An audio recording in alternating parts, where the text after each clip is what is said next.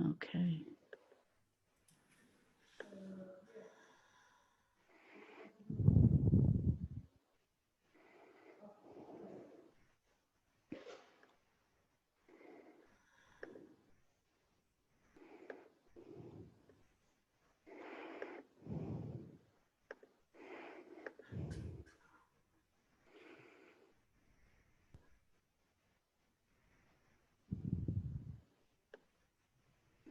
Okay. So we are now streaming live on Facebook. Welcome, Sydney, to Sydney Sherman, who's back with us tonight. She's come to the library many times. We just talked about how we're at our 10th anniversary of her coming to the library for different presentations. So tonight she's going to talk about do a talk about the transition between life and death. So thank you very much for coming, Sydney, and doing this talk for us. There'll be time for questions after. So you can either unmute and ask your question, or you can ask it in the chat. And so without further ado, I'll turn it over to you, Sydney. Thank you. Thank you, Cynthia, once again for having me at the Hagman Library. So I'm just going to move all my clothes in there someday and just stay because, you know, I'm there all the time. So just for everybody who's come tonight, thank you, thank you, thank you. This is a new program I'm doing tonight, so you are getting like the first presentation ever. So thank you for joining. As some of you have noticed that my assistant Peggy, whose birthday was yesterday, she's 29, started a chat, and she put down my email and my website address. If you have any questions throughout the program, you can also type them in there. She usually knows the answer to just about anything, and she can answer the questions for you. So I also have to apologize. My allergies are horrible, so I will probably be blowing my nose and taking sips of water, but otherwise we should be good. For those of you who don't know me or anything about my background, I'm going to give you a shorter blurb than what I usually give people. But I always feel if people don't know me or my background, then they don't understand as much about what I present. So I was born in Milford in 1962 to a family of 2 brothers and a sister, and mom stayed home. My father worked.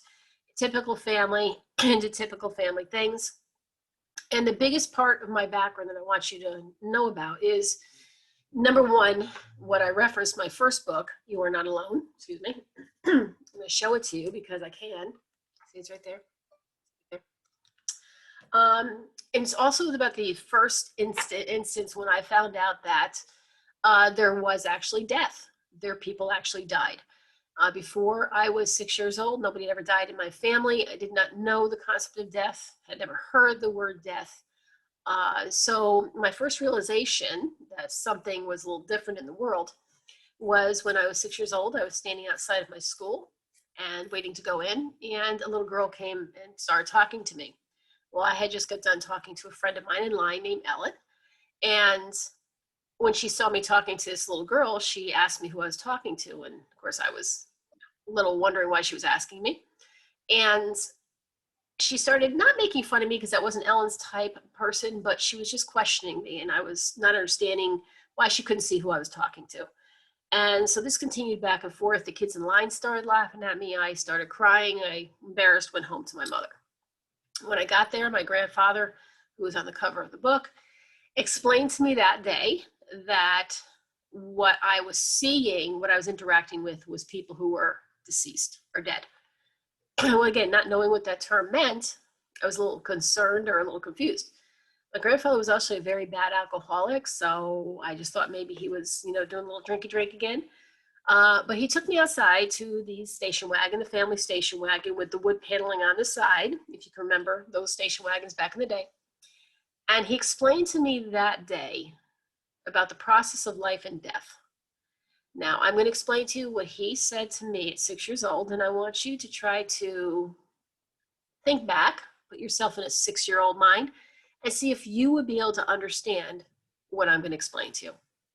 My grandfather felt, as I do, that our essence, where we come from, is from the universe, that we are part of the universe that cannot be separated. And that's where we are. That's our form until our mother gets pregnant and we get our physical form. This is our physical form. It's time stamped. It's only here for so long.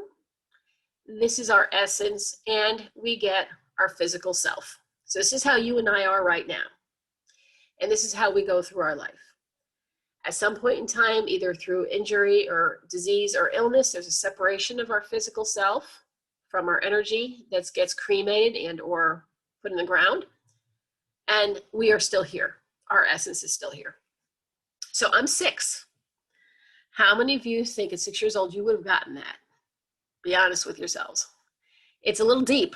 It's a little deep. I think he really tried very, very hard to make me feel better about it, help me understand, but I don't think really it was anything he was going to be able to say to a 6-year-old. What came out of that day was my understanding that I was different, something weird was going on, and I was a little scared. I know he tried to comfort me more so, but that's not how I took it. So my background from then going forward was really about this energy, this essence. I mean, I didn't care too much about this part right here. I mean, I was always interested in the sciences, but this right here is really what stuck with me. And when we do the PowerPoint in a little bit, I'm going to pull all this together for you. But when I was in 7th grade, my teacher started talking to us about the law of conservation of energy, or energy cannot be created or destroyed, if you remember that correctly. And he started talking about the fact that, you know, our energy has been here since the beginning of time. Now, we are energy beings. There's no doubting that. Every philosopher, theorist, physicist, everybody agrees that we are energy. So if we're energy and energy cannot be created, then our energy has been here since the beginning of time. If energy cannot be destroyed and we are energy beings, then technically we don't die. So I started thinking about this, and I'm like, okay, this is scientific. I'm extremely scientific, just so you know. Everything with me is based on science. I'm kind of like a nutcase when it comes to that. So this is what I've dealt with all my life. I am a nurse. I went to school. I have understudies for science field. I also study thanatology, which is the study of death and the afterlife and the process. I've worked with hospice, with death and dying patients. And I've also found that people understood death, what their loved ones were going through at the time. It made it a better death for both. Not that death is cool, not that death is great, because it's not. But it did help people understand the process, because every one of us that are on here tonight, we're all going to die, and we're all going to go through the same process. So it doesn't matter if you had a horrific death, instantaneous death, a car accident, a heart attack, or if you just became elderly and you aged slowly and you died. The process of death for the brain is exactly the same in every person. So I want to make sure that everybody understands the process of living and dying. And I think the first part we have a problem with is the word death. Most people think the word death means that's it, done, finito, over with. Well, if you're talking about this, the time-stamped frail part that can get cancer, diabetes, whatever, yes, and that's true, that's gone. But if you're talking about the death of the whole person, you can't, because they're still here. There's also a confusion of the word life and when life begins, and we're not going to get into the political statement about it. But when does the process of life start? If you go with the theory that we are all energy, and our energy cannot be created, so it's been here since the beginning of time, then technically we have all been here in a form, a different form than we are now for a very, very, very long time. And if this is no longer here and we're back to our energy form, which has not died, then technically can you even call it an afterlife? It's still life. So people use these words wrong, I think. They see death wrong, they see the word life wrong. And I find when I talk to people as a nurse, as an educator, about the process of death and what really happens and how the transition goes into the next life or next existence for us, it makes a lot more sense. So I put together a little PowerPoint, hopefully to help you all understand a little bit better. I like to get a little crazy. I've never done a PowerPoint before. Shh, don't tell anybody. So it's hopefully it's pretty cool and you'll like it, and it also will help me keep me on track. So I'm going to see if I can pull it up. Peggy, did you like my intro? Was that better? Yes? No? Were you even listening? Okay. So let me know when you can see it. Oh, goodness. I think I have to do this first. Okay, give me a second here. It's going to make me pull it up this way. Didn't we just have it pulled up a second ago and it was working? Yeah, I can see it. We can, Okay, there yeah. we go. All right, so as I'm going to put it on slideshow, and hopefully it will let me. Can you all see it big enough? It's big enough for right now. It's kind of small still. Right. How about Looks if I like you do have that? to, Is that it? it's coming up, protected view. It says Okay. enable editing, use, I don't know, Now it says that I can see it on my side, so hold on one second. Let me see if I can get, I gotta stop share. Okay, hello everybody, I'm gonna try it again. Let's try it this yeah, way. because it was, yeah, it came up. There you go. Perfect. You can see it now? Yep. Yep. Okay, now I just have to remember how to advance the screen and I'll be all set. So obviously this is called in transition because it is in transition. It's a transition from the physical body with the essence or the energy and then just back to the energy form. So, oh, look at it fades. I like that. Okay, so the answers to what happens to our bodies, our souls, after we die has been long debated. And I'm going to talk a little bit in between these screens too, but I didn't want to try to fit everything on the screen. You can go back and look at studies, different studies that were done and how long people have either asked the question or tried to study what happened to our bodies after we die. And I was able to go back to 1460. And what I found was actually pretty disgusting, I will tell you. But there were actual doctors who wanted to study what happened during the process of death. So what they do is they would pay people, especially poor people, to donate their loved one's body to him for research. And then what happened is he would also pay people to have their loved ones who were at death's door brought to his house so he could study the process before death. This was a gentleman who was a Swiss doctor. And actually, they didn't even call them doctors back then. He was a phrenologist, is I think what they called him. It was kind of creepy, some of the things that they would do, but it was supposedly for the study or the science of the death of a body. Then you go into people who were grave robbers. A lot of them robbed graves for medical doctors and major science institutions, which was pretty sad also. You have slaves who were also used in studies of the afterlife or what happens to our body in transition. You have people who were in, say, like in Auschwitz or other camps that were also treated the same way. And we do the same thing with animals. So the study of what happens to our body when we die, I can look at it two ways. I can look at it as for the study of science, and I can also look at it as something that was just pretty disgusting and pretty horrible. But the study of what happens to us has absolutely been going on for a very, very long time. The truth is, for now, we just don't know all the answers. We don't know. We have theories and we have speculation, but there's no definitive proof. We have science. We know what works. We know what doesn't work. We know how death affects each organ, cell, and tissue. We know how the brain interprets a change in the body, and we know how the brain reacts to these changes. So we do have a great concept of what is going on, how things are breaking down, how our things are working at the time getting close to death. So you can make a theoretical thought process of what actually is happening to the body in death. I mean, it's not far-fetched from that. So we do know some things. But what do we know? So it means that based upon what we do know, we can make a basic determination that would support a certain hypothesis. But what does this hypothesis support? And will it support a scientific explanation for the afterlife? I believe it does. And that's what I'm here tonight to explain to you. I believe that everything that we know about science absolutely explains what we think of as the afterlife. But let's start at the beginning, and let's start with what we do know.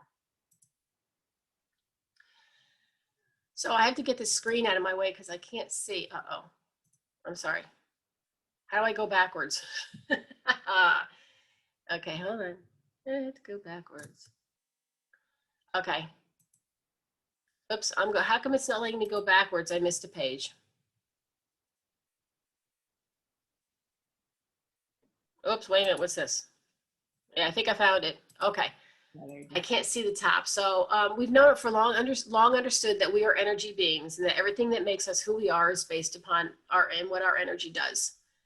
Any of the work that goes on inside us for biological energy, energy that produces the cellular divisions, the neurotransmitters that are going on in our brain that orchestrate all the brain's functions, we understand all that, and we know it's all based upon energy.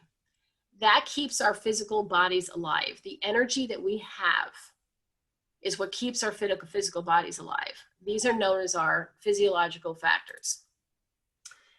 So in this little person, this little anatomical figure that I have here, I'm just talking about the physical body. Our energy and our physical body, they do work tandem to each other. However, they are separate in their makeup. Our physical bodies, as you see here, are made up of organs, tissues, muscle, blood, skin, and also include our emotions. And I'm going to explain that later. This is our physiological self. Our biological energy, or our aura, which Peggy and I do a whole bunch of presentations and things about that, is our essence. It is our being. It what makes us who we are. It is the reason that we are alive. It is the reason that we do what we do and what our body does. It is absolutely the reason that we live. Without it, our physical body is just a vessel. So think back about what I said before when I was showing you the picture of my hands with the energy and then the physical body over it. You take away the vessel, the physical body, and that can die. That's deceased. It's just a vessel, but you're still here. Your energy, your essence is still here. And again, scientists know this. Our physical body, which is like a watch, is a timekeeper. As it ages, it slows down, gets tired and old. The organs and cells age and become weak and unstable. The mind, once sharp, diminishes. The vessel is time-stamped. The body is time-stamped. It can only survive so long. But our aura, your biological energy, remains whole. Our energy is consistent. It cannot be broken or aged, diseased, or flawed. It is forever. It's not made up of tissue or blood, muscle, or anything like that that can wear down or break down after a period of time. It is pure energy. And it is this energy that remains once we've passed. To understand the death, you need to understand how the body prepares for this transition and what part of us actually dies. So do you like what I did here with nothing to see here with the little guy with the sickle? First, I need you to know that this is not the type of death we will discuss. That's for others to present. We are going to stick to the science. Some of the stuff you're going to hear me talk about tonight is nonsense. It's not based upon science, but it's thrown out there in the media. So we are not going to be discussing the Grim Reaper. We are going to stick to science because science is what answers our questions when it comes to life and death. People try to make it too complicated. So preparation. Other than sudden death, the physiological process for the preparation of death is the same. As the body gets tired, diseased, illness, or age, the organs become weak. They slow down. So let's talk about the changes our physical bodies go through. And these are changes that all of our physical bodies go through as we are approaching death. So the physical changes, any of you who are nurses out there, doctors, you could probably take a nap with this one right now. There's sudden changes in blood pressure, changes in the heart rhythm, the weakness of the heart or the enlargement of the heart, changes in brain function. And I got some really good stuff to show you about the change in the brain function because that's what really keeps us aware and allows us to do things as we age and we get older that we can't necessarily do now. Changes in ability to regulate our temperature. As somebody starts to die, the hypothalamus decides to go all wacky. And so you can be hot and cold, they can spike temperatures, or they can drop really cold. And of course, the lung functioning, decreased lung functioning. That's a couple of the physical changes that would happen when you're getting close to death. Also, you can get depressed and decrease in mobility or sleeping too much, decreased urine output, no appetite. So all these things are happening because the body processes are getting sluggish, they're slowing down.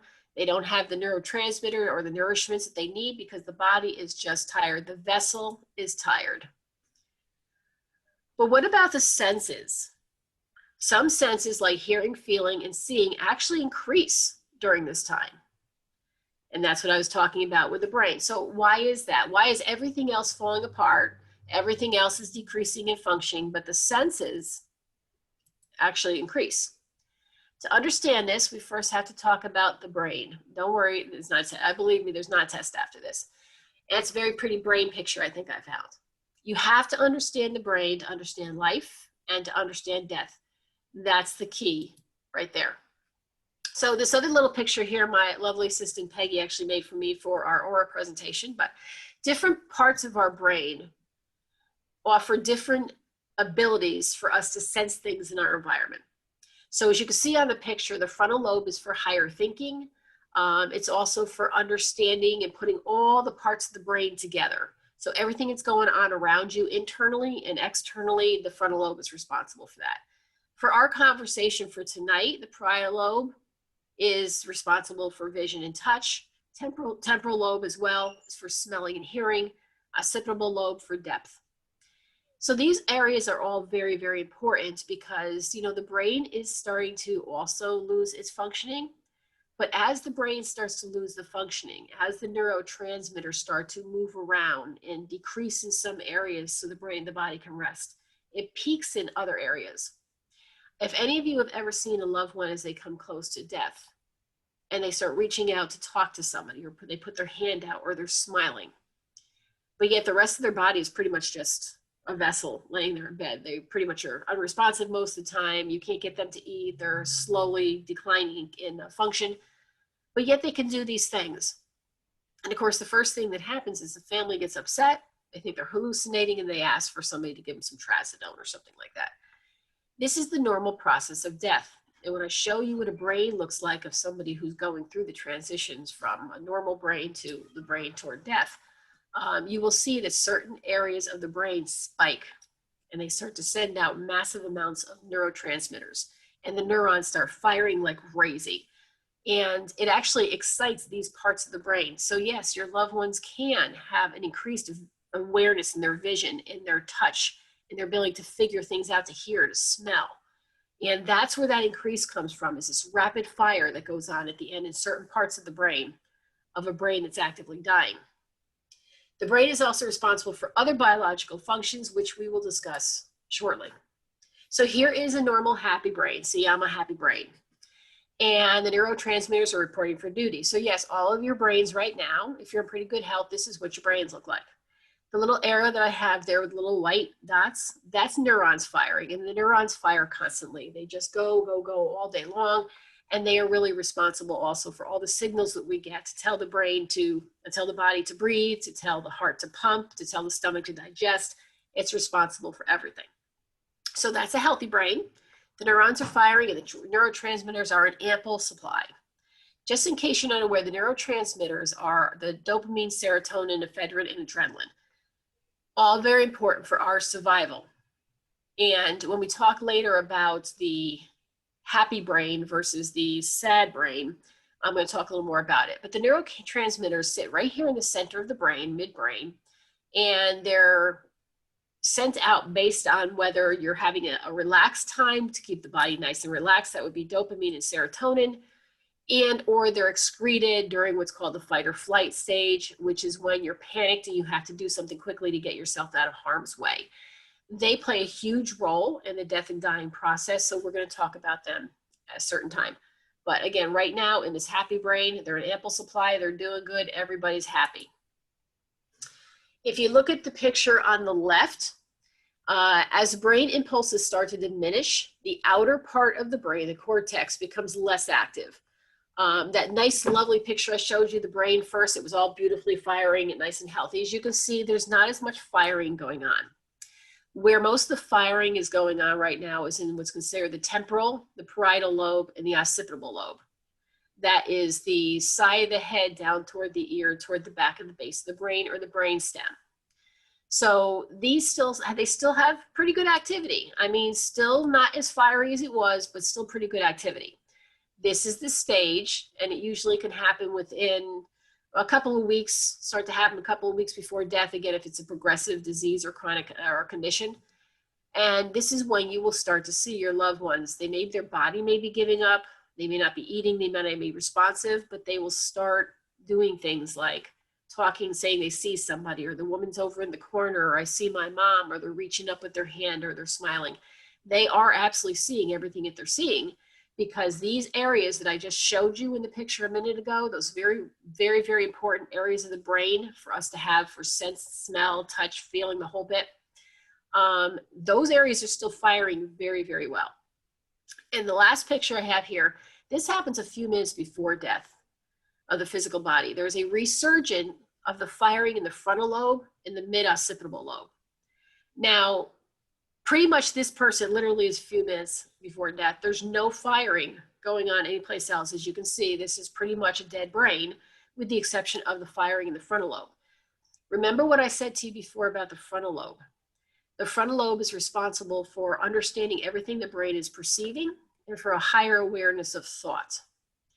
And the occipital lobe is responsible for depth, and it also helps the lower brain stem activity.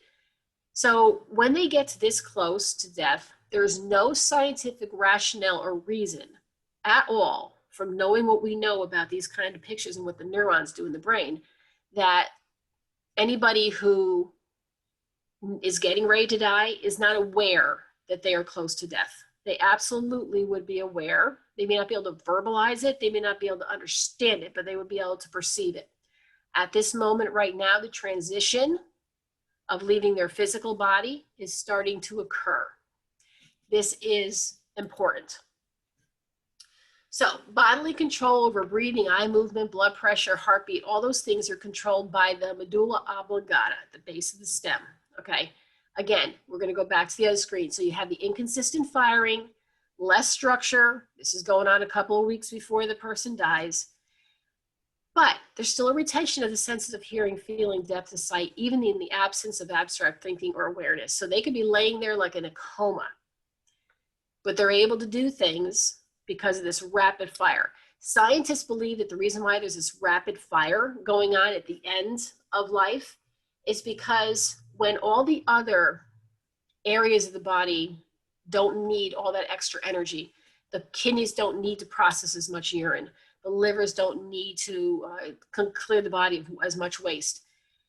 It gives the brain more energy to work with. So they believe that that's why it fires. But I'm curious to figure out why it is it fires in just that area. And I think that I know based on science. Certain parts of the brain require a certain amount of neuron firing to work. And obviously, if you don't have full energy, you still don't have a lot of energy, your brain is going to take it to the areas that it will take it the easiest. And the easiest part of the brains for the neurons to work with the limited amount of energy would be the parietal lobe, the temporal lobe, and the occipital lobe. So I believe that is why that is the areas of the last part to fire. So at this point in time, they are dying.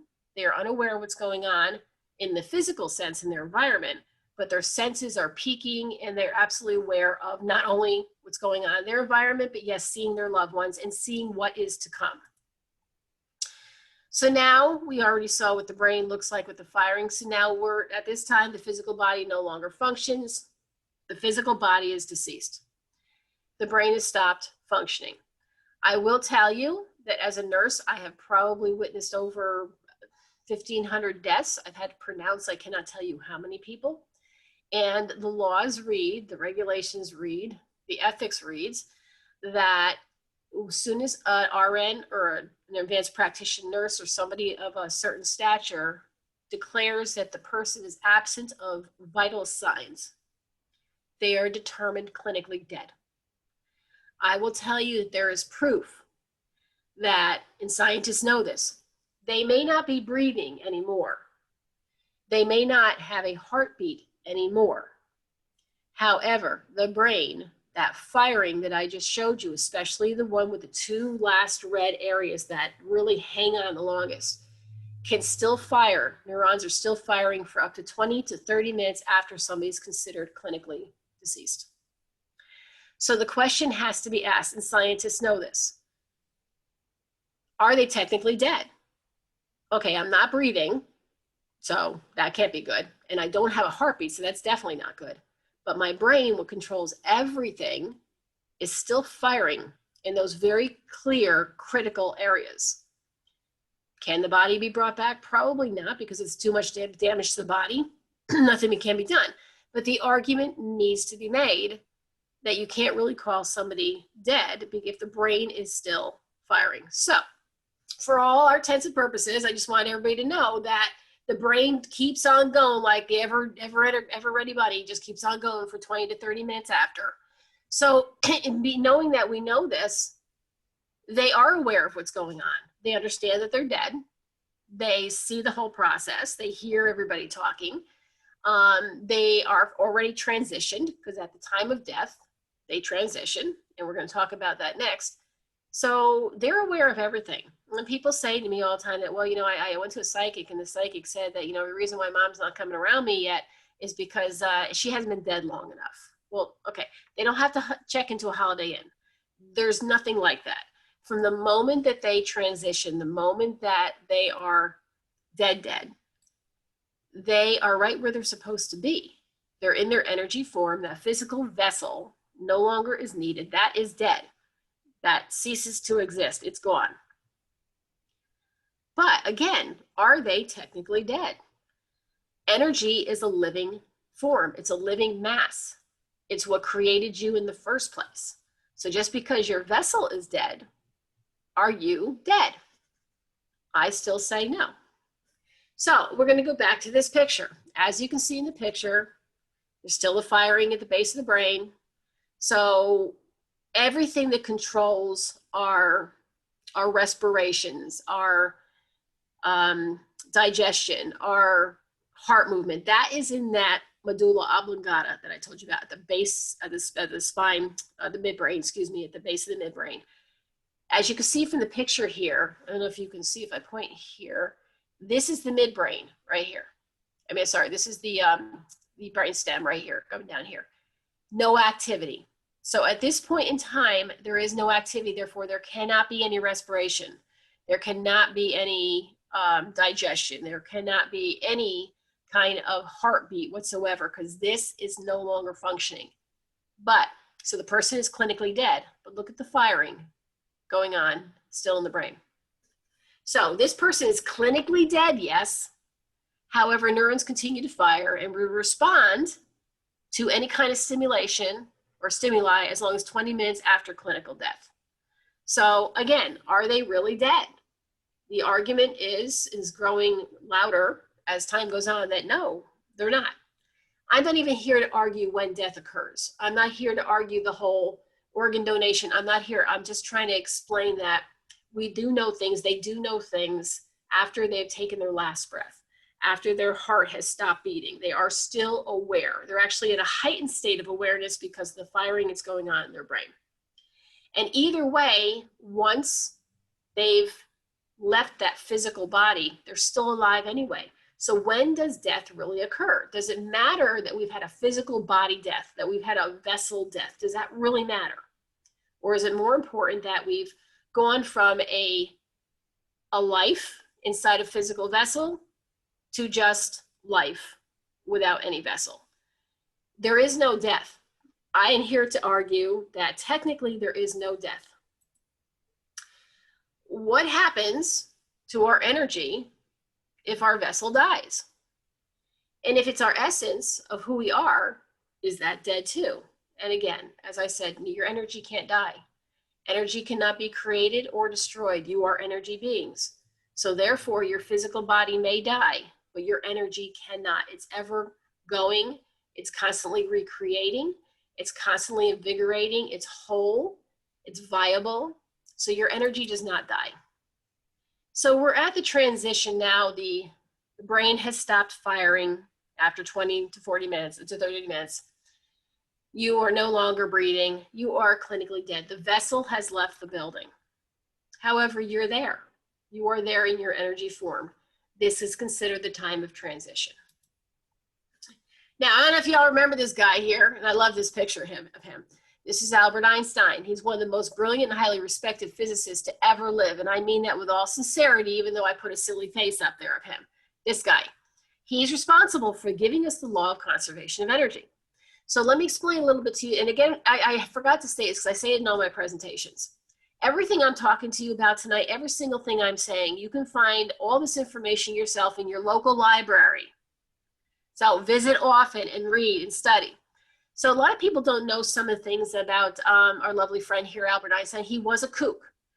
He was a little not quite right in the head, but I think sometimes brilliant people are a little eccentric and they're not quite right in the head. But he was brilliant. When he first adopted the theory of the law of conservation of energy, his colleagues, if you want to use that term, thought he was crazy, that it would never fly. There was no evidence to back it or support it.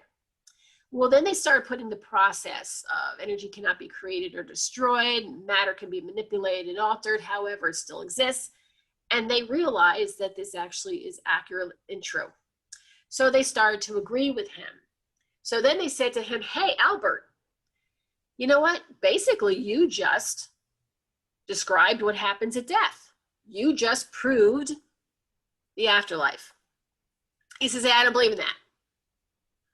Well, they argue with him, well, how can you not believe in that when, you just literally explained the whole thing? So he didn't believe in it. He didn't have any religion whatsoever. He wasn't an atheist, he says. His son says he wasn't an atheist either. He just really didn't have any belief. Until, and there's always an until, he had an abdominal aortic aneurysm and he died. And he was saved by a doctor who, with some duct tape or whatever, stitched him together to get him safe for a little while. And he would tell his colleagues and his son would write in journals for him that he saw things and he heard things, he heard discussions, and he saw himself being with people, and he was younger and he felt the energy go through him, and he had all this knowledge of the world. So all of a sudden now he believes in an afterlife.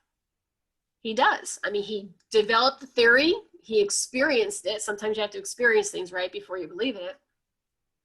And the doctor said, look, you're going to have to undergo surgery.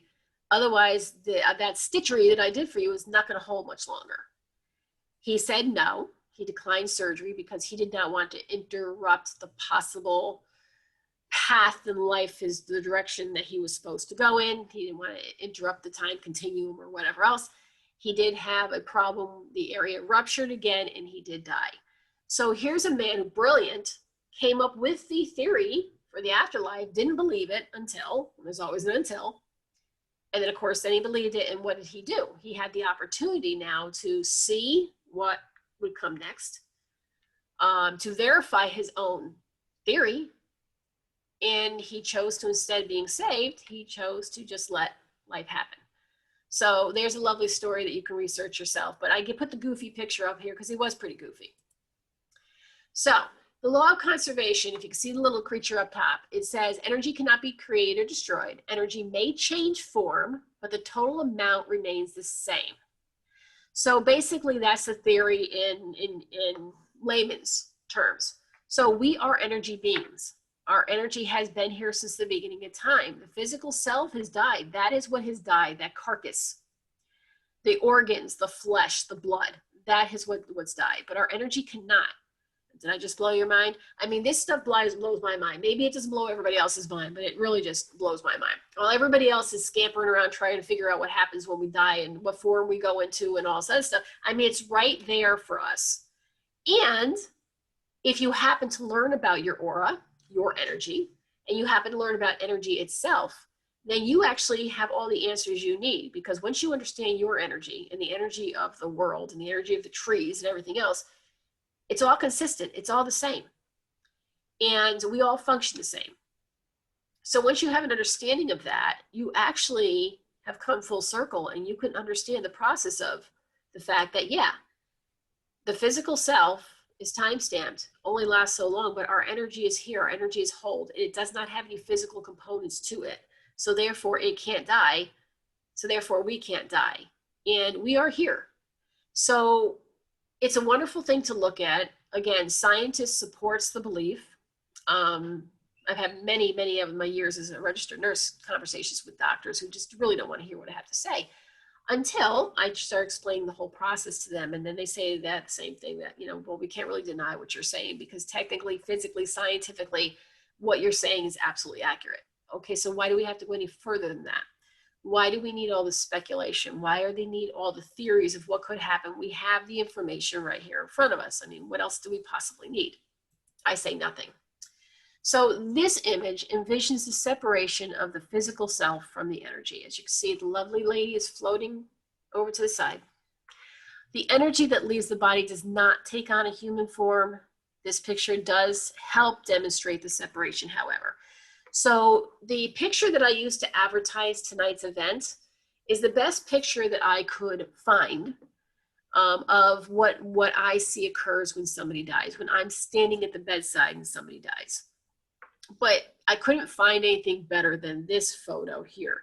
So yes, the person is dead. The energy, the essence of them leaves the body, separates from the carcass, the vessel, and slowly rises above the body. It does not fly up into the air, and it's not wearing a gown or anything like that.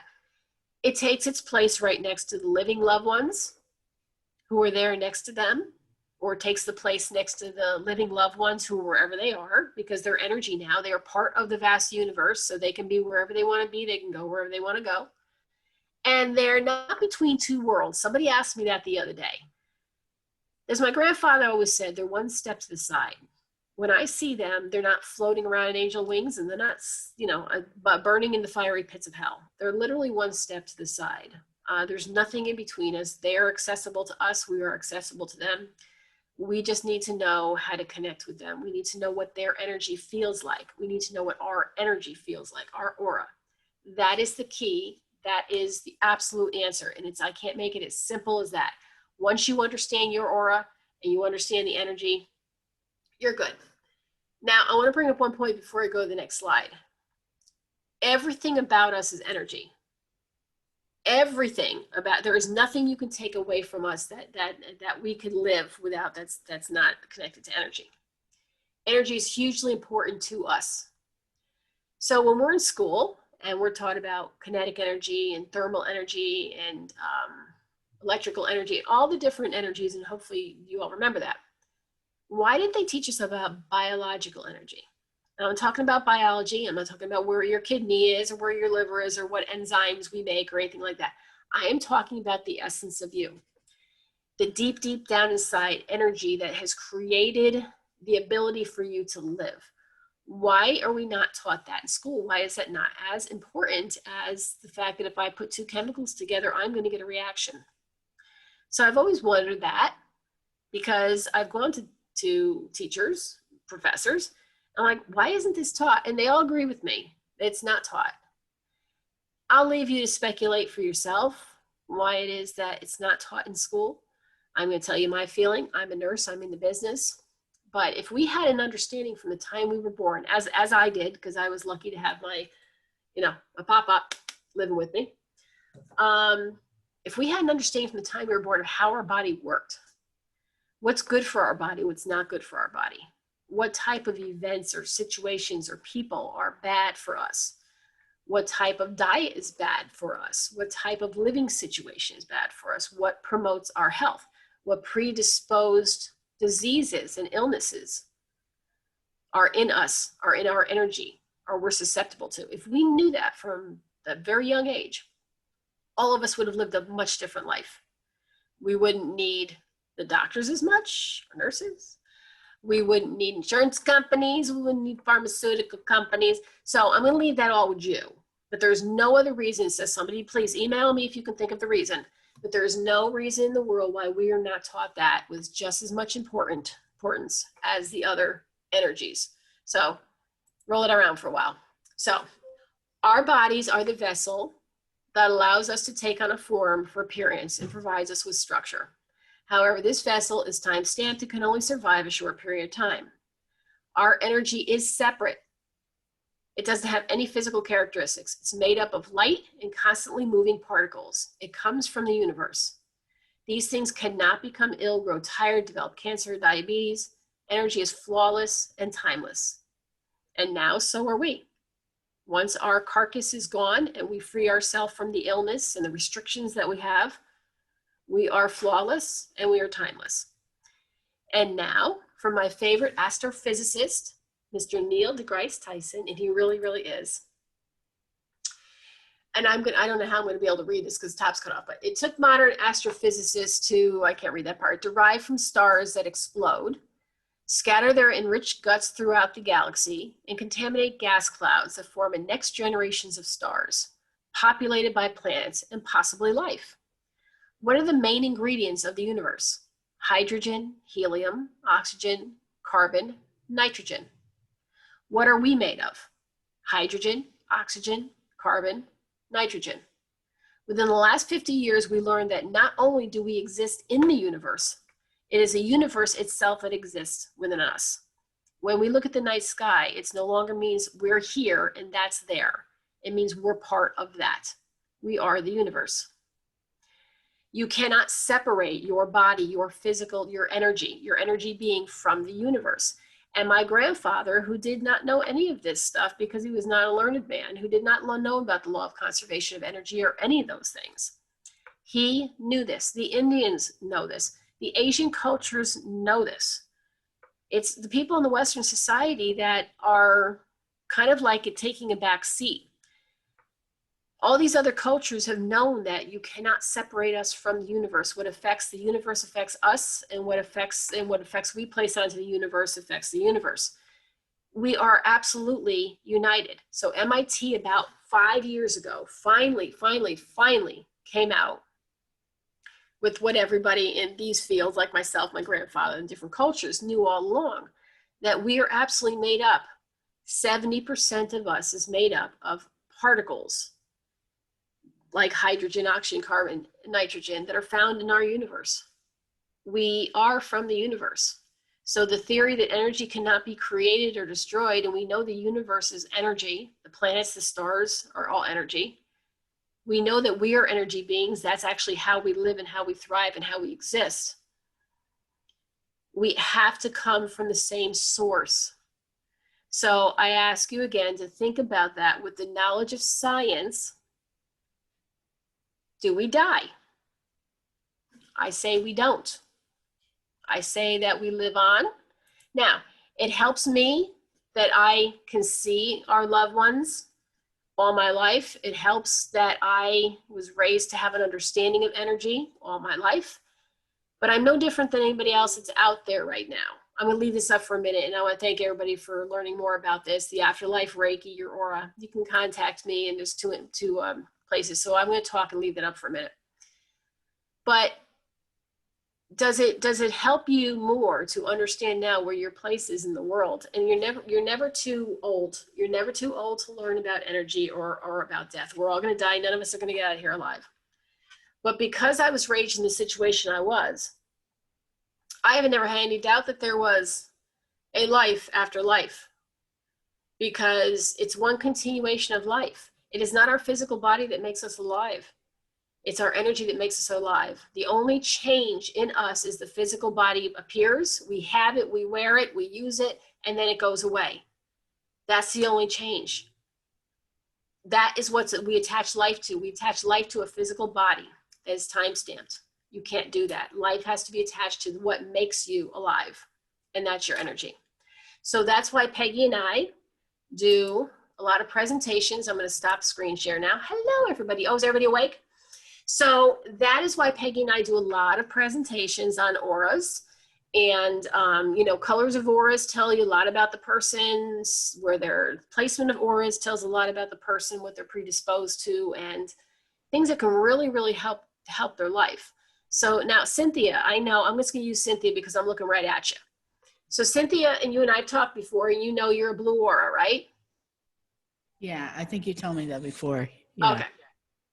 So Cynthia, and you don't mind if I use you, do you? It's fine. Okay. So Cynthia, being a blue, she's an empath. So she's got a gut intuitive feeling about her. She's got increased sensory awareness, and usually it's more gut intuitive. That's born in her. That's biological. That is family heredity. She just happens to have that. It's nothing that she's not special because she was born under a certain sign. It has nothing to do with that. But blues also have some interesting traits and characteristics that are part of that energy that we were just talking about. So, you know, they're good people. They're Mother Earth's favorite person. They are the doers. They are the helpers. They're the ones that will take and do things for people before they do for themselves. They are the confidant. They're the best friend. They will literally exhaust themselves to make sure everybody is okay. They're literally the best people on the face of the planet. And I'm not just saying that because Cynthia happens to be sitting in front of me right now. The problem is, the pros, the good things about being a blue, that lovely essence, that energy, that wonderful energy that you have, is also the bad stuff, because you are a good person, because you do too much for everybody else, because you don't look at yourself first, because you don't want to say no, all those things. So what you need to know is your energy. So if you know your energy to certain situations, like being around people who are bad for you, or predisposed diseases or illnesses like autoimmune diseases, cancer of the throat and of the stomach, anxiety disorders, depression, some chemical dependency or alcoholism. If you knew you had traits for this just because of your energy back when you were 5, do you think your life would be a little different right now? Absolutely. So why aren't we taught about this stuff? So can't go back and fix the past. All I can do is hope people take it forward. The reason I did this transition presentation, people just see death in a certain way. They say, oh, the person's dead, they're gone, and they go to the cemetery to talk to them when the person's not at the cemetery, that vessel is. And then they just sit back and they dream and they pray and they hope to get some kind of feeling that their loved one's with them, or just wait till they die so they can be with their loved one again. There's no waiting. They have not died. That physical self that we're used to seeing, this, yes, that is gone. Okay, but they are still here, and so will we be here. And the other thing I want people to understand is, you know, I've seen as a nurse, people are like, shh, mom's getting close to death, don't talk, we don't want to bother her. No, talk to them. I don't care if you're having an argument, your sisters are arguing with each other while mom's in the bed. Talk to them. They still hear you. When they die, from the moment that they die in that transition, they still hear, see, feel everything. I showed you the neuron photos. Even though they're not breathing and they're not, their heart isn't pumping anymore, they're clinically dead, they are still hearing and seeing and feeling everything. They know what's going on. So I hate when people lose those moments, because they're very important moments. They're also important for you as the caregiver or the loved one if you're sitting at the bedside, because you can see the transition that mom's going through or dad's going through. You can actually see when the transition occurs, and you can be more prepared for it. I've helped a lot of people along the years, as I said, have a happy death or experience a happy death with their loved one. You know, do they cry? Of course they do. Do they tell me it's the most horrible thing they've ever experienced? Of course they have. But they also say, knowing what their mom was going through, experiencing that with mom, understanding that what senses mom still had, even though she couldn't verbalize it, help them say those last things, help them do those last things that they otherwise would have carried with them into guilt or otherwise. So there's the transition. I hope you understand a little bit more about death and life. And I hope that you take the opportunity at this point to learn more about energy and about talking to your loved ones, because they are sitting right next to you right now listening to my nonsense for a while. And don't be surprised that tonight a lot of you don't experience some things, because a lot of people just from us talking start to have some experiences. Do it now before it's too late. As I said, none of us are getting out of here alive. It's very, very important that we understand what's going to happen at our death. The last thing I want to say is what we talked about tonight was the slow advancement of death, the elderly person or the person who's diseased, who's going through a slow process of death. If somebody dies in a motor vehicle accident or gunshot wound or a murder or something like that, obviously the body processes, the liver, the kidney function, the ability to not wanting to, eat, that obviously does not occur. What does occur is that same slide that I showed you from the healthy brain with the neuron firing to the second picture where I showed you the lower part of the brain. It's a shorter period of time for the person that's like being killed instantaneously and having a very quick death. There's a shorter part of time where that firing is going on in the brain stem. And then it goes to the firing that's left in the front of the brain and the back of the occipital lobe.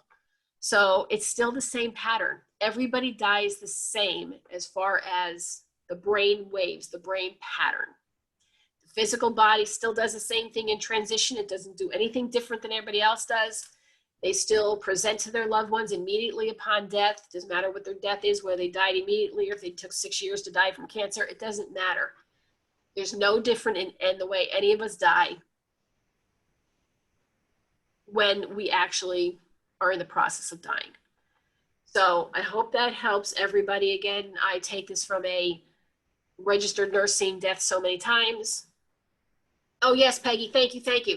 Yes, always please, please, please, please have a code word. I don't care if it's Rumpelstiltskin. Talk about Sue with Lowen. Talk about it now, even though nobody's sick. Say, hey, listen, I want our word to be Buttercup because, after you die or I die, I want to know you're here with me. And if you do that, you will get the response. After they die, you'll either see the word Buttercup or hear the commercial for Buttercup cookies for over and over again, or you'll hear the word Buttercup in your ear. Have that key word. It's cool. It's kind of fun.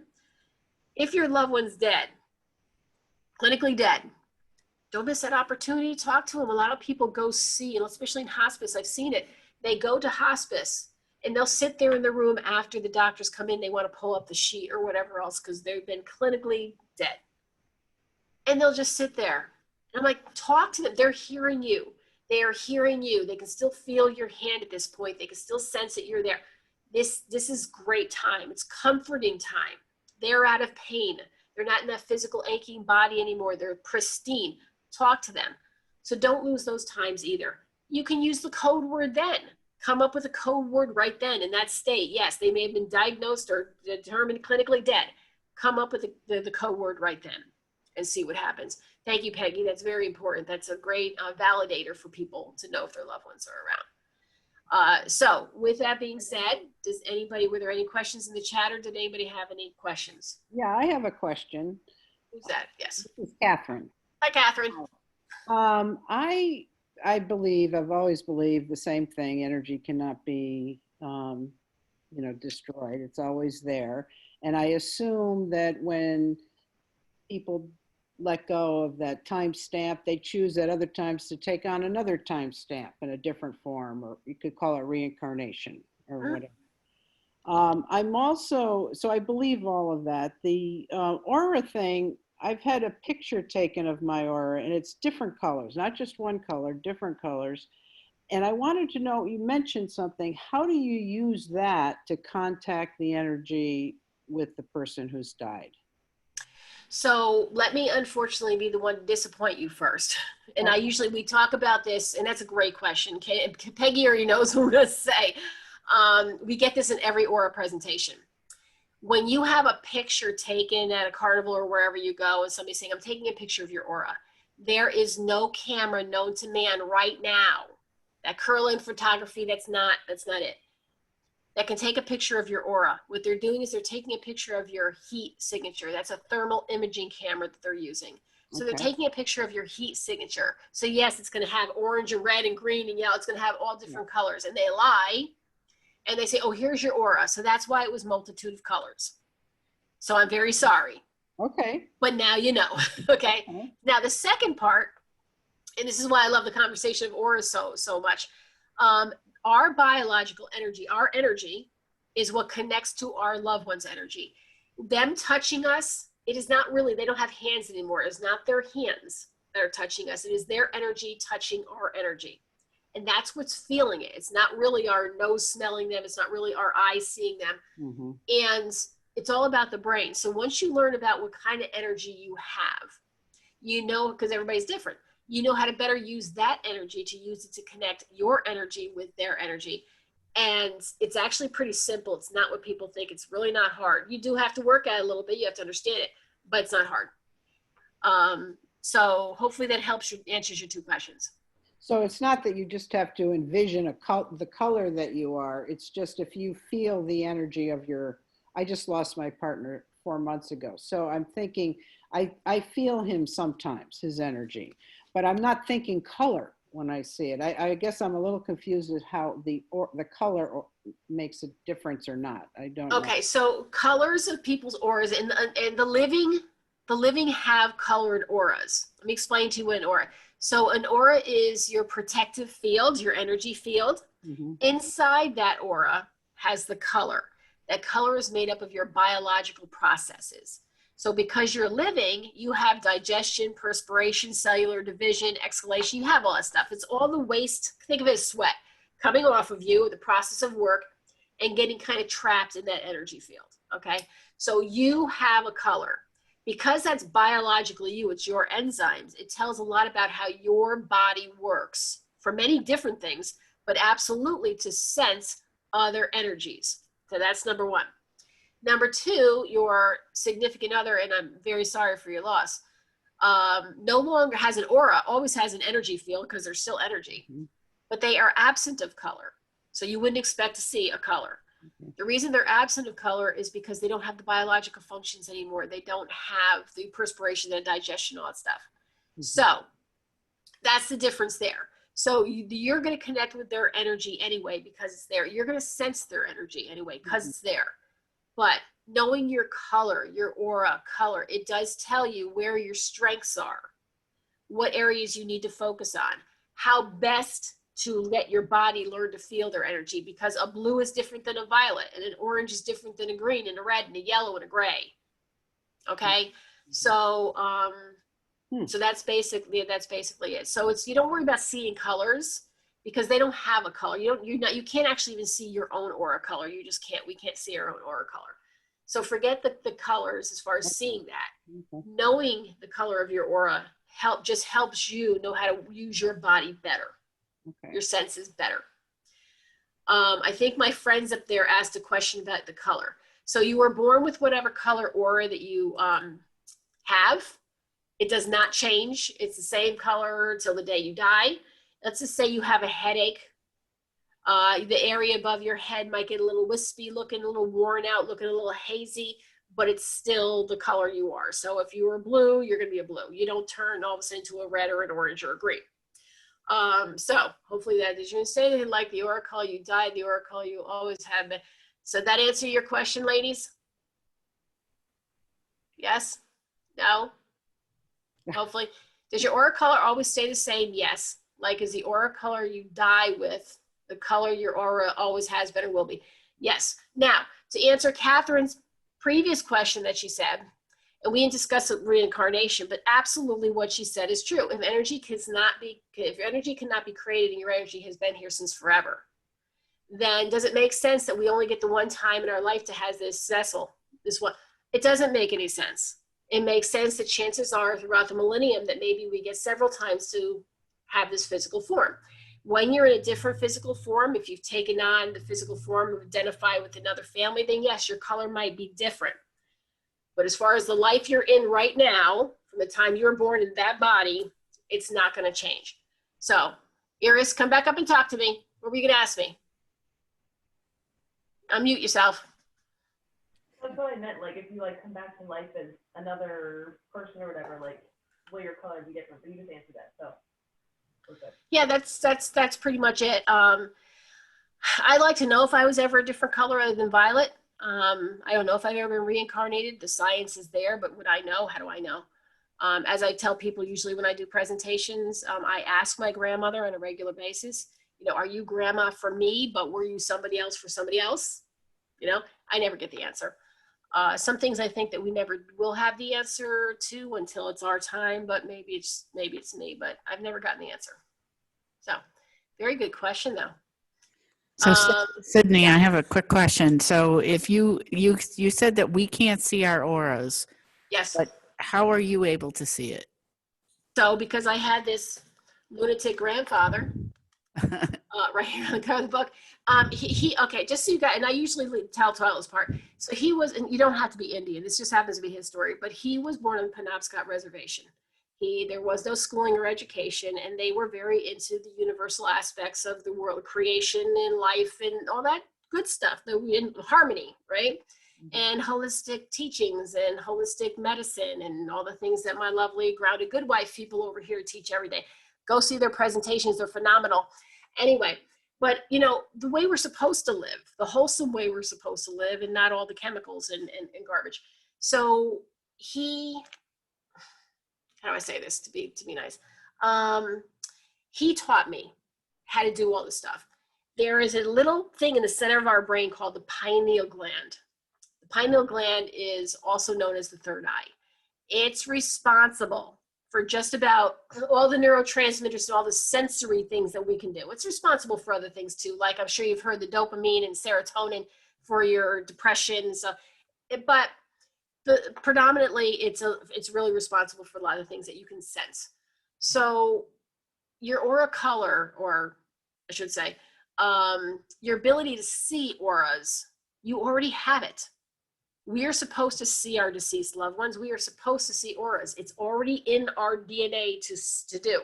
It's not something we're not supposed to do. Example, and I know that Cynthia, you've heard this before. Sandy, you've heard this before. Carol, you've heard this before. Peggy, I know has. I don't know whoever else has. But, you know, they say we're not supposed to see our deceased loved ones. It's the devil's work or whatever.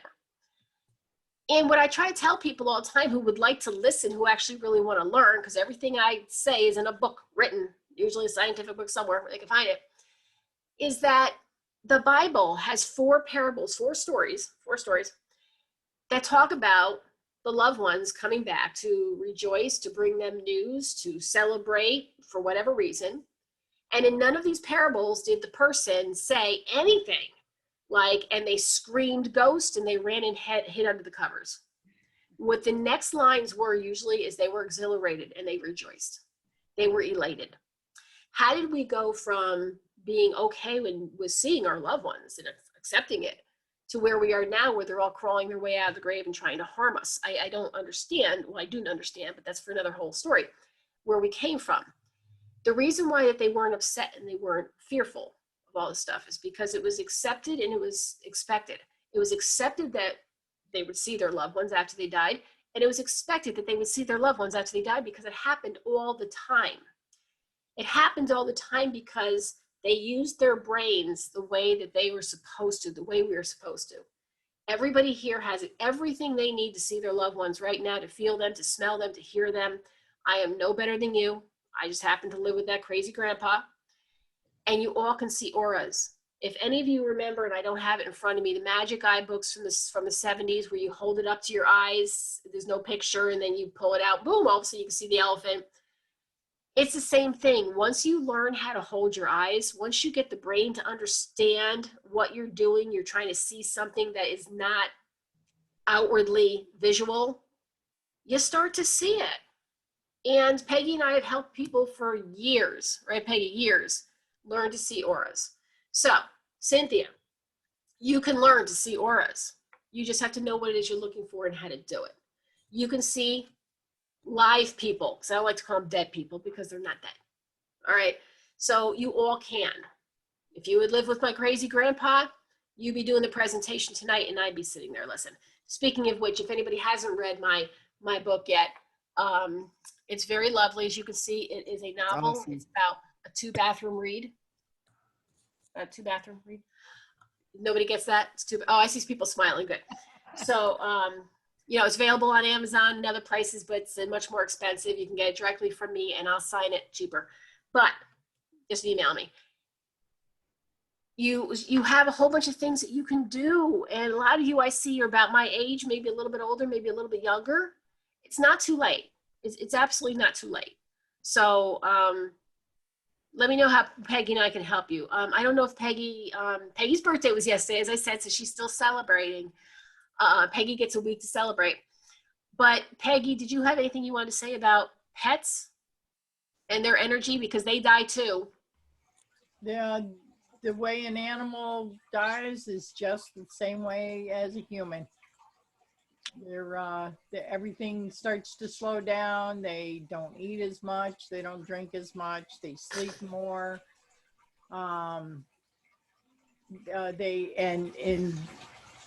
Yeah, it's pretty much the same as a human.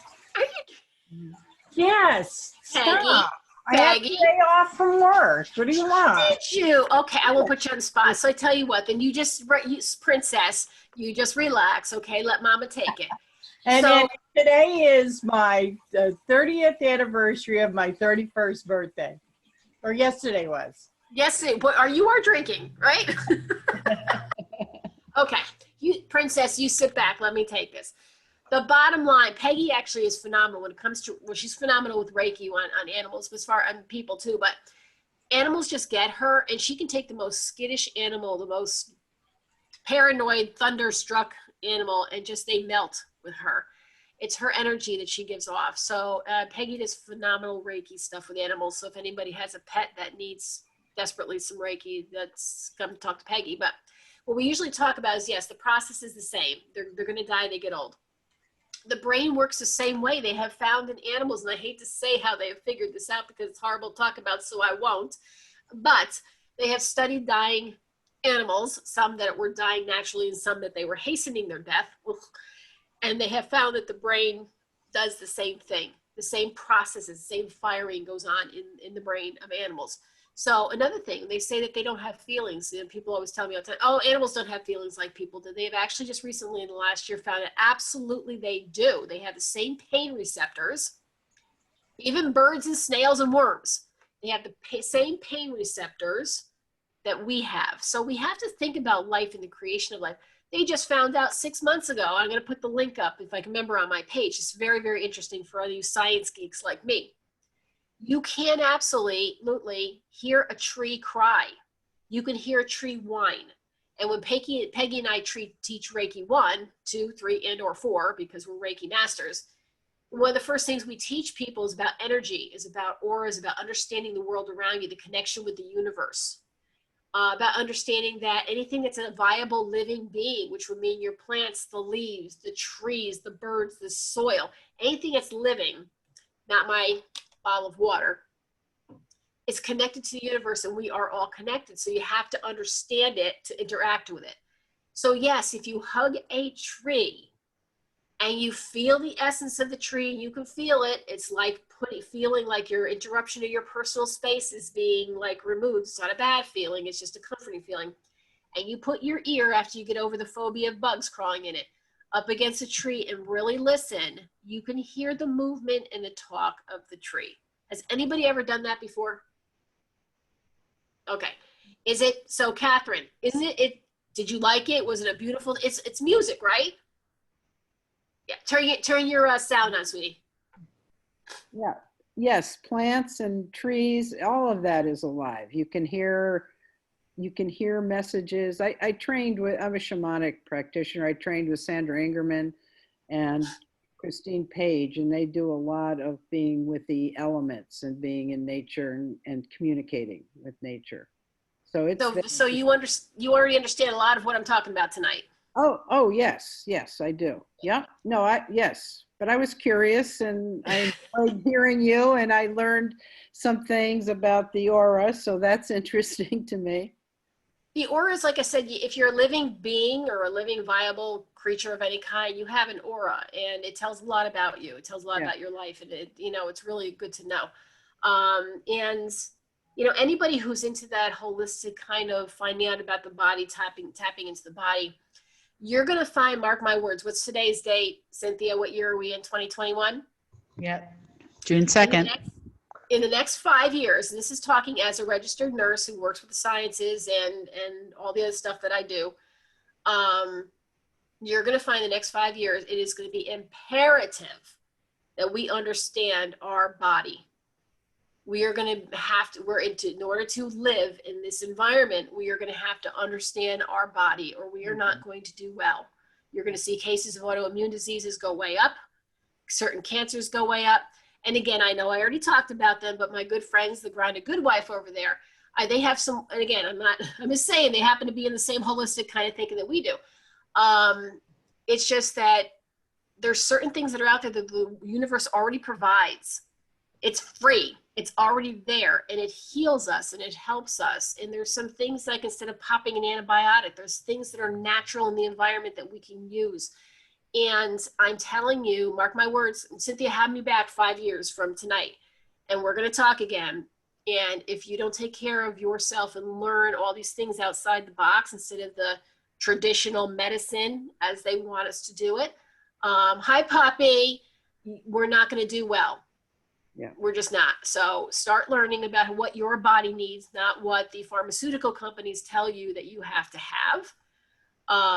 Ladies, do you agree with me? They have, and I'm telling, and again, I'm making a pitch here. They make some like delicious stuff, some like preservatives, They do, yeah. bone broth, right? Bone broth, and all, I mean, it really sounds like great stuff. But they never brought me any. So I don't know how I'm feeling about that.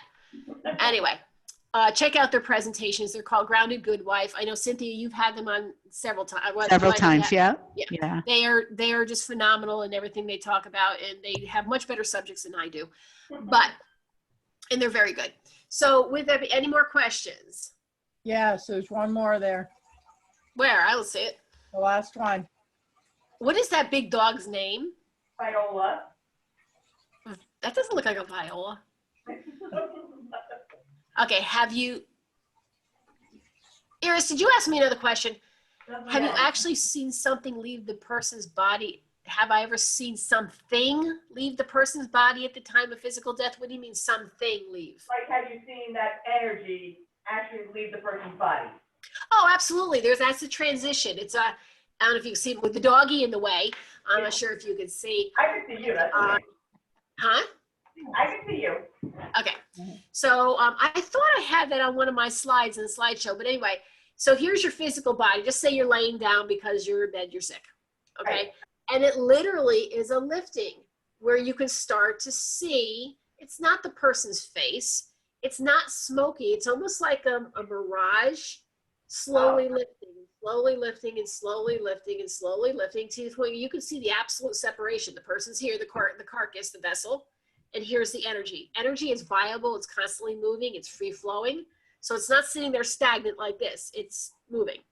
Okay. And then it rescinds and it goes to where it needs to be. So if it's loved ones are standing by the bed because they've just lost somebody, they will take their place next to the loved ones. But while they're taking their place next to the living loved ones, they're actually also with the other deceased people, the other energies in the room. So they have the best of both worlds. They're with the living physicals. Actually, that's why she called them the living physicals. It sounds like a soap opera. And they're with the energy. So whatever question she asked, there you go. Okay, anybody else? I don't know what anybody expected. This is ever the first time you've heard me speak. I'm pretty silly, and it's just me. I put on no errors whatsoever. You're very lucky you didn't see me blow my nose a couple of times. So anybody else have any questions? One thing I wanted to ask you, I think you've mentioned this before in your other talks, and that is, do you think that the reason that we have lost this, back in the past, in the very distant past, we had everyone was sort of able to do what you do, or what mediums and psychics are able to do? Is it because, somewhere along the line, we just became too caught up in the physical, or the world got too noisy? I'm just wondering what it is that we lost. How did we lose the ability to where we really have to train ourselves now to, we have to really do a lot of work to get our brain to do those things? So I'm going to go backwards. It's actually not a lot of work. It's actually pretty easy, and our body already knows how to do it, but that's okay. If you actually go back and start looking into the resources, you'll see somewhere around 1760, 1764, 1770, somewhere around there. There's actually some things, and I don't like to offend people, that happened during that time that started to shift people's attentions away from these kind of things. And they started putting some very real things that happened in our lives and giving them bad anecdotes. So just give you, like, it's in my book. I was explaining to them the other day. So like the wolf boy. Okay. The wolf boy was very real. The wolf boy was a child that suffered from hirsutism. Okay. It's a very real medical condition, but they didn't know that back then. So they called him wolf boy, and they made this big folklore for him. Witches. Well, we know about witches. Witches actually originally were hired by very wealthy families to protect their household and their wealth and stuff like that. And then they were burning them at the stake because they're, conversing with Satan. Then you have God or ghosts. Okay. Again, I already told you that it was normal back then for us to see our loved ones, our spiritual energy, our loved ones' energy was normal. And then all of a sudden it's not. So you go back and you research a certain time when, unfortunately, and I'm just going to say that because you asked the question, when the Catholic Church got their hands on the death and dying process, and all of a sudden it's Satan speaking to you. It's not really your loved one that you're hearing, and blah, blah, blah. Where we got to the point is that all helped because we had people putting things in our brain, biases in our brain to try to get us away, or telling us it's wrong, or we're imagining this stuff, or it's coming from Satan. So we got all that. But then they started to relook at the popularization of like the United States and territories and the remodelization of society and technology. And honestly, it's a combination of all those things. The first niche was then putting the doubt in our minds way, way, way back. But you also have to understand that our senses are very important. Our loved ones way back, if they wanted to know if a food was spoiled, they had to have good sensory awareness in their nose to be able to smell. Because otherwise, what we have now, we have produce stamps on it that say sold by, right? If they wanted to know if someone was coming to attack their village, they had to have good ears. They would put their ear on the ground, listen for the vibration on the ground of horse hoofs. What do we do? GPS it now? They had to use their senses on a regular basis. They couldn't Google stuff if they wanted to learn how to do something. They had to use this up here. So they were using their brain, what scientists say now, 30% more than we use our brain. We are technologically more smart, but they were smarter. They used more of their brain.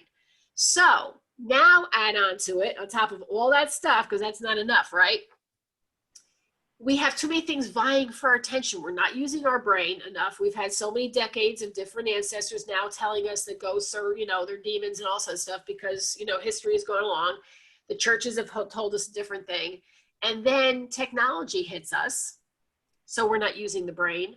And then the very last straw is because of technology, we have no free time. Something's always vying for our attention. TV, politics, religion, marriages, kids, losing the job, illnesses, losing a parent. It's just something constant. And anybody who listens to my aura presentations on the brain, how the brain works, at that point in time when you were so stressed, you were excreting so much ephedrine and adrenaline into your brain, it's making the brain cloudy. It's making the brain not only able to think clearly in everyday life, but also to use it to function, to be able to do what it's supposed to do, i.e. see things outside the normal line of sight, hear things outside the normal ability to hear. So it's a combination of a whole bunch of things. So what we do when we do aura consultations and we talk about aura, you've got to excrete a whole bunch of dopamine. Dopamine is the answer. You've got to secrete a whole bunch of dopamine. It flushes out the brain. It clears up all that nastiness. It gets the brain back to being able to function and to work. And that's when your senses perk up and your neurons start firing more. So to answer very long-winded your question, that is what happened. It didn't happen right away. It happened over a period of time, different things adding to it. But right now, we are so bogged down with life, with living, that we just don't have any extra space up in here. We need to get rid of some of the clutter. And once you do that, once you do some very simple, easy, cheap things to do, you find, because Peggy and I have these aura things all the time. People start doing it, and like within a couple of days, they'll email me and say, oh my God, I had the best night's sleep last night I've had in a year. Or they'll say, oh my God, I feel just so light. I feel I'm not, the scale doesn't say I'm lighter, but I feel like I weigh less. I feel energetic. The brain doesn't want all that funk. It wants the funk gone so it can work properly. But you have to make the funk go away. And we don't want to do it with medications if we don't have to, right? So anyway, that's my whole aura presentation. So that's completely different. Thank you. Did that answer your question? Yes, definitely. Okay, good. So stop being so, funked in the brain. I have, I think it's still up there. Peggy, you put it up there.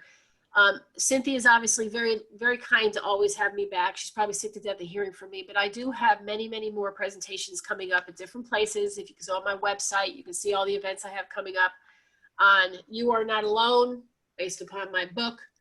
on understanding your senses, how to use your senses appropriately to be able to connect with your loved one's energy, your energy and their energy, and understanding your aura, everything we talk about with energy. So, and again, Reiki, there's a whole bunch of things I talk about. And if you look at it, everything is surrounded by energy. That's where it all comes from.